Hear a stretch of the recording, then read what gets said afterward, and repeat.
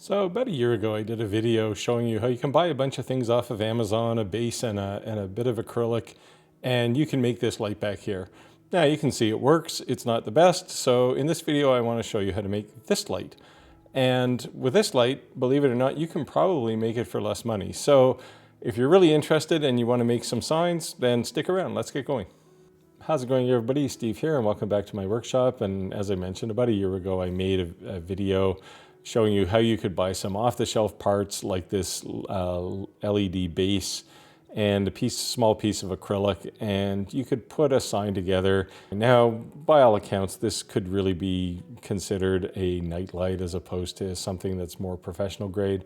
Now, by contrast, the one on the left uses higher powered LEDs. It's much bigger, it's certainly brighter, and it's built from scratch, so you could actually make one of these that's easily 3 or 4 times this size. In effect, I'm using LED strip lighting, so you could make this honestly 10 feet long if you wanted to. So I'll start with something a little more modest like this one, but you could certainly do that. And ironically, you can probably build this for a better light for, at the same price or slightly more than the one I used, the light base. So I'll show you how to make this, and as usual, I'll upload all the files in case you want to build one just like this. But at the very least, you can certainly take those files and modify them if you want to make something bigger. So let's get going here, and at the end of it, you'll have a light that looks like this one over here. So I'll start with just a quick look at how this is put together.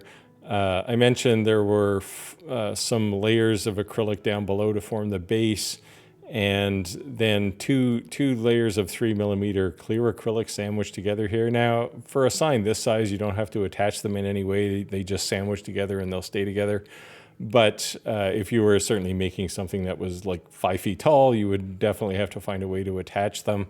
I would say if you're making something that big, then you want a piece of 6mm acrylic, and you're probably looking at a little higher power laser. A 40-watt laser probably won't cut that. So keep that in mind. I did this on purpose because I wanted somebody with a 40-watt laser to be able to build this. So I also, on purpose, left the sign blank. And the reason for that is you can load the SVG for this sign blank into something like Inkscape or directly into Lightburn if you're using Lightburn, or even RE3. And then you can put text or an image on top of it and work with it from there, rather than assuming you want the same thing that I'm making. So that's kind of how it's put together. If I turn the sign pieces off, you can see it's just a flat base with a slot down below. And in the bottom of this slot, we'll put a string of those LED lights. And I left some holes here where you can screw this together. You could also just omit the holes and sandwich all of this together with some glue. And there's a little hole in the back here. So if I turn off a bunch of layers here, you can see what the bottom layer looks like, where the light strip goes in, and then there's a bit of space here where you can wrap if you have, sometimes they put a big connector on the end of it. You have a place to put it, and then you can run the cord out. So there's 2 layers of this. Again, this is all purposely 3mm acrylic. If you have 6mm, you could certainly use that and just use less of it. 1 strip of this instead of 2. So anyway, that's how it's all put together. As I mentioned, I will make all of this available online, as I usually do, and you can take and modify it, to your heart's content for your own use. So that's how it's put together. I'll laser cut a bunch of these things out. I'll create the sign, and I'll show you what happens next.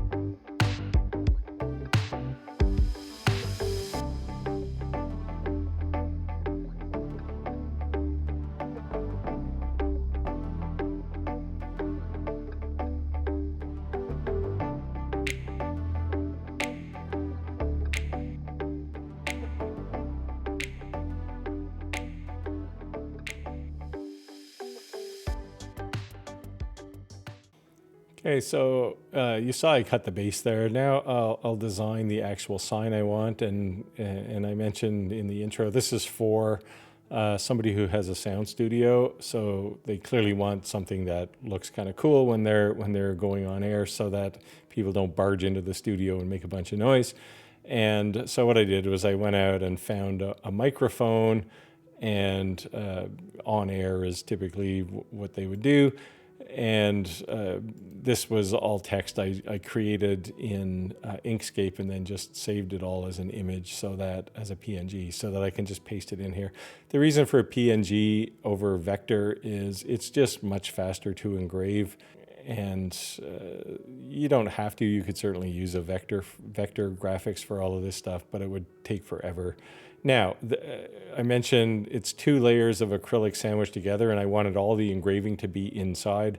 So I'll engrave two copies of this. One that looks like this, so the engraving is forward, and then I can just select it all. In this case, I'm using Lightburn, and flip it around, and we don't have to worry about the alignment because we're not changing the size or position of anything, and I can engrave it this way, and then I can sandwich these 2 together, and we get a perfect sign. So other than that, I'll do the engraving on this, and I'm going to use my SP3624 just because I have it up and running, and my Muse is actually set up to cut tumblers right now, or engrave tumblers. So that's why I'm in Lightburn. But you could certainly do all of this in Retina Engrave 3 if you have an FSL laser, or whatever laser software for your laser. If you have a Glowforge, you could do this as well.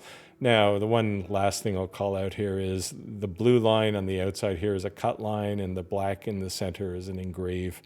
And if you speak Lightburn, I'll do the engrave first at a speed of 500 with very low power, because we're really just trying to notch the surface here.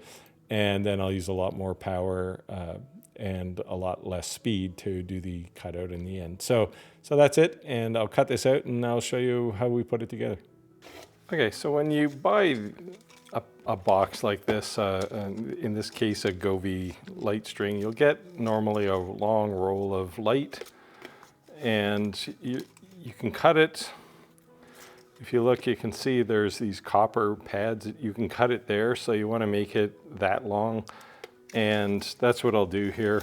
Now, what I want to do on this particular project is take one of these lights, and it's got typically a controller of some sort, usually some kind of remote. In this case, it's an RGB, so it will support one of a million different colors. And what I'll do is I'll take my acrylic pieces that I cut here, and I'll start with the base. Let me get some things out of the way here. I'll start with the base, and because I want this to be very bright, what I'll do is I'll use several sections of this, and it's got adhesive on the back, so what I'll do is I'll just fold it, and the folding should be able to hold it enough till I get it assembled, and that will basically double the density of the lighting. Now, sometimes you can find strips that are more dense than this, but this is what I had, so this is what I'm going to use. Anyway, let me do a bit of marking here, and the way this will work is what I've done is I've put one of these on top, and I've just kind of drawn an outline with a Sharpie of where the light will go. And the way this will work is I'll take one of these strips, and I'll run the light. You can see there's actually a fairly big circle here. That's so that you can route this big connector on the end. And what I'll do is I'll lay this down in here, and then route the connector out. And there's 2 layers of this stuff, so it'll go together really easy. So let me just do that in fast motion here, and I'll show you what comes next. Okay, so off camera, I mentioned I would just kind of fold these up just to make sure I have lots of light in here. And that's what I did. And now I'll take one of the slot pieces and just set it in there, make sure everything fits, it's nice and straight. I'll tuck my wire in here. And fits nice and tight. Do another one. I made 3 of these ones with the wire slot. Probably only needed 2 actually, but it'll be fine if you're making something like this and you want to have the wire fit in there very tightly. You probably only need 2 of them. And once we get that, then we'll pile on the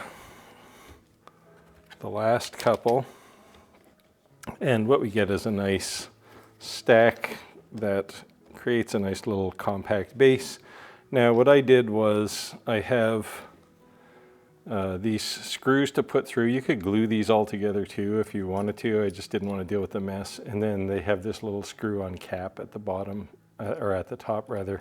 So it gives it a nice finish. And for those, I'll just slide them into the hole I created here and screw them down.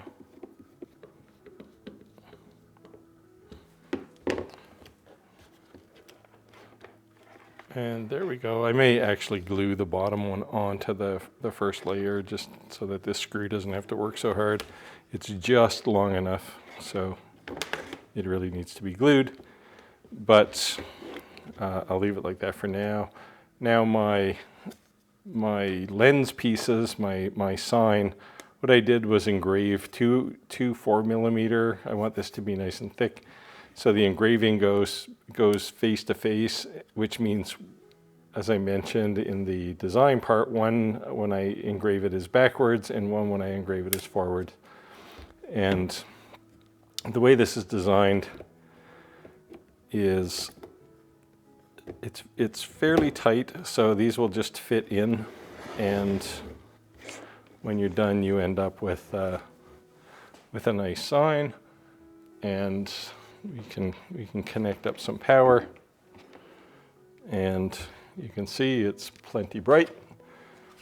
Even with all my studio lights on, you can see it, and of course you can change colors because this is an RGB one. If I turn off my local light here, you'll see a little less reflection, and that's it. So if you're making signs like this, you know, these work fairly well. And like I mentioned, to finish it off, you can just screw these caps on top of the screw, and they'll fit on there, and you get a nice kind of chrome finish at the end. So I'll put links to all of this on the usual places on my site if you want to make one of these. And the beauty is, you can see it's very bright, so you don't have to worry when, you know, certainly when you compare it to the light I did previously. You know, these lights are very, I mean, they work. They're good for night lights, but if you wanted to make a sign in a hotel or something, they're not really powerful enough, and they are kind of pre-designed to sit on a bench. With this model, you could make it screw to a wall. You could do anything really. You could make a sign that hangs. So so there you go. And you know, it's definitely a much better light than the kind of night light version I did in the past. So if you need lights, this is the way to go. So there you go. Hopefully that sees your creativity. You know, the irony here is that sign and this sign cost roughly the same amount to make. The difference being this is a much more professional sign. So if you're in the business of making signs or just doing laser cutting for people, businesses for the most part, you know, you want to make one that looks like this. And it's certainly cheap to make. You can sell them for a lot of money, and your profit margins are way, way higher. So give it a try, see how you like it. As always, leave a comment down below, and let me know how your experience went. And we'll wind the video down there, and I'll put a link as usual up in the corner here for a video I think you might want to watch. I'll also put a link to the original video for this edge lit sign up in the other corner. Feel free to go watch that, and if you do, I'll see you over there. Otherwise, get out there and make your world, and I'll see you next time.